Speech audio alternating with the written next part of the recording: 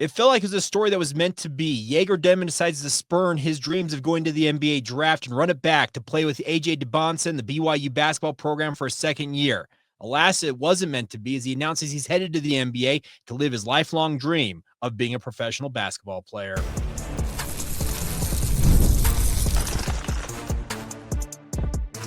You are Locked On Cougars, your daily podcast on the BYU Cougars. Part of the Locked On Podcast Network, your team every day. What's up, everybody? I'm Jake Hatch, your host here on Locked On Cougars, resident BYU insider. Thank you for making Locked On Cougars your first listen of the day. And as always, thank you to all of you who are everydayers with us right here on your original daily podcast focused on the BYU Cougars. All right, special edition here is BYU as freshman Egor Demin has just revealed that he is headed to the NBA draft. He is spurning an opportunity to return back to BYU to team up with AJ Dybantsa and run it back for a second year with Kevin Young and the BYU basketball program. Now, I get at the outset, this is a disappointing outcome. A number of you out there, I'm sure, in our Locked On Cougars Insider group, we were going back and forth throughout the evening last night as the national championship was playing out, talking about how it felt like Egor was going to go on BYU TV and announce he's coming back and everything's going to be hunky-dory and life's going to be good. The Cougars could be Final Four bound next year. Yes, we talked about all of that, and that's the way it felt like the winds were going. But, hey, here's life, and Egor Demin has decided that his future is better served chasing the NBA. Now, I cannot fault this young man for chasing the NBA at this juncture. At the outset of this past basketball season, he was considered to be a top-tier NBA lottery pick. We're talking top 10 pick at the very worst.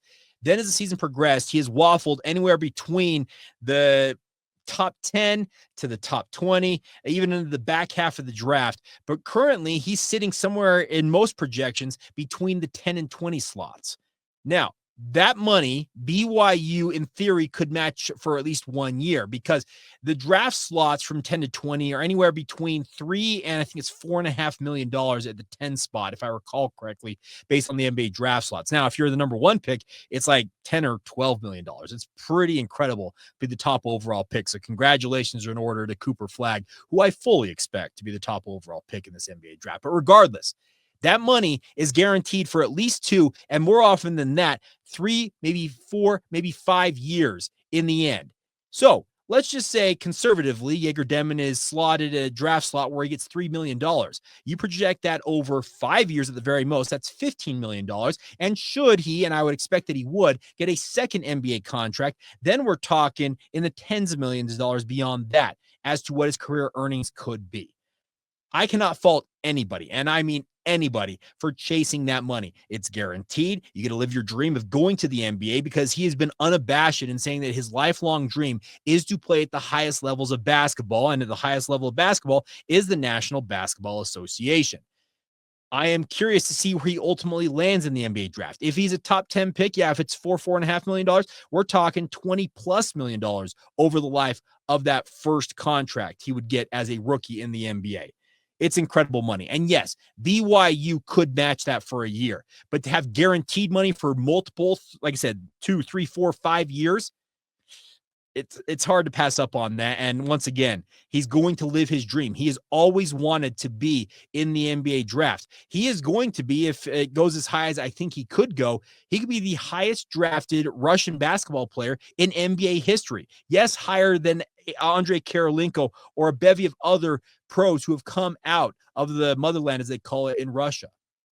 That is something as well, that he can make history among his countrymen by living his dream coming out of Russia and going to the NBA.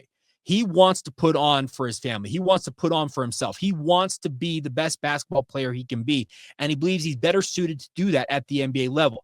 Yes, he's going to have to work on his shot religiously, but the one thing that he can do in the NBA that he can't do under the current constraints at BYU is he can have people in the gym with him at all hours, literally day and night, working on his shot with him. He doesn't have to worry about school. He doesn't have to worry about any practice restrictions, at times that he can't be in the gym due to NCAA regulations. When you are a professional basketball player, it is your job. So that, in theory, should free him up to spend hours upon hours, A, working on his shooting, B, working on his body, because he has absolutely got to transform his body to be able to compete at the highest levels, because the NBA is about brute force and strength in many respects. And Egor, he's young and he needs time to develop that body. In time, I think he can overcome all that. And NBA teams, looking at his passing ability, looking at his court vision, the fact that he can handle the ball and be a playmaker at 6'9" as a potential point guard, if not an off-ball guard at worst, they're going to fall in love with the tantalizing options he provides to them as a franchise and say, yes, we can work on his shot with him. We have had guys on my radio show on DJ and PK on the KSL Sports Zone like Jeff Judkins, who have been very, very good shooters in the NBA, who said that all you got to do is go out there and shoot religiously. And it's not that Egor Demin's shot is broken by any means. He's actually got a very, very clean stroke. And I've talked to people who've got far more knowledge on mechanics, what they expect. They say that his mechanics are very sound. It's just a matter of him getting in rhythm and not back rimming a lot of these shots. And if you look at a lot of the shots he took when he shot those threes, they were just a bit long. So if you can dial that in a little bit more from 3-point range, he can be the type of shooter that can hold his own at the NBA level. He's got the length. He may not have the overall foot speed, but he's got the length, I think, to be above average at defending, because you absolutely have to be able to defend your position in the NBA. It's paramount, because with the spacing the NBA goes for, and what he's, I think, learned under Kevin Young is that spacing is of paramount importance. And when it comes to spacing, that means you're more often than not defending on an island. He's got to prove he can do that as well. But I would say he gets an invite to the NBA Combine upcoming. He will have plenty of workouts, the skills test, all that stuff. NBA teams will run him through the ringer to get a good feel for who he is as a player. And yes, it's disappointing for BYU for this outcome, because had he returned, and in theory, if Richie Saunders returns, and we got AJ Dybantsa inbound to BYU later this month, crazily enough, April 29th, he's going to enroll in school at BYU.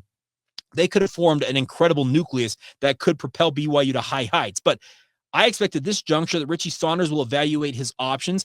I'd fully expect, if I were him, I would just say this: I would enter the NBA draft, but not retain an agent, thereby keeping your NCAA eligibility intact.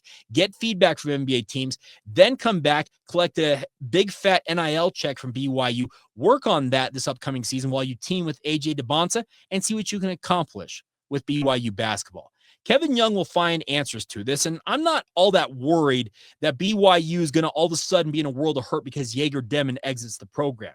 Yes, BYU needs to go out and find a couple of ball handlers, because Dallin Hall, his announcement he's entering the transfer portal made it all but clear that he is not interested in returning to Provo. Maybe it changes if a guy like Kevin Young promises him a starting job, but I don't expect Kevin Young to promise that. Could Elijah Crawford return? Maybe so, because all of a sudden the pathway to playing time is more open to him as a ball handling guard. BYU has to go find some point guards out there in the transfer portal. That's absolutely clear. But I've got faith that Kevin Young will do his due diligence and find options for it. But if you have Richie Saunders and AJ Dybantsa on the wings being your scoring punch for BYU, I think they're going to be more than okay offensively. The big question, we talked about this on the earlier podcast we posted this morning, that if you want to make your way to the top of college basketball, you have to be able to defend, and you got to be able to defend at a high level. Maybe not to the elite levels of like Houston, but better than BYU was this past year, and it's going to require a higher level of athlete than BYU had this past season on the wings.